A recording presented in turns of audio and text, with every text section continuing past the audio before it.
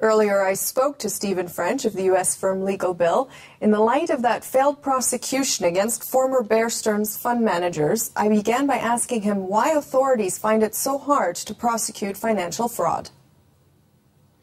Well, I don't know that the government's necessarily doing anything wrong. I think that what you've seen here is a refocusing of the resources and efforts of the Securities and Exchange Commission toward moving from a terrorist, if you will, focus under the Bush administration, where most of its resources were focused on making certain that forces outside of course, the confines of the United States were not using the securities markets and in some form of a terrorist component. And I think now you've seen with the new administration, the Obama administration, a much more domestic agenda being focused on really developing resources and pushing them in the direction of really examining these transactions and making certain that the enforcement of the regulation that exists is actually moving in a given direction.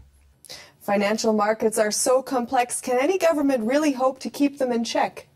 Well, I think that's a great question. I think the answer to that is we have to look historically, and we don't even really have to go back too far. I mean, if we go back to 1920, of course, we saw Charles Ponzi, which is where the term Ponzi scheme comes from, perpetrating fraud even back then. And so it wasn't that there weren't regulations in place.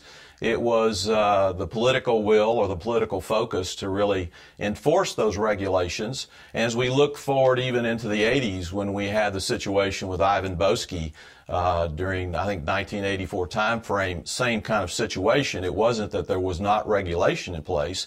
It was the fact that the focus or political will of the agencies enforced with that didn't apply it. They weren't focused on it.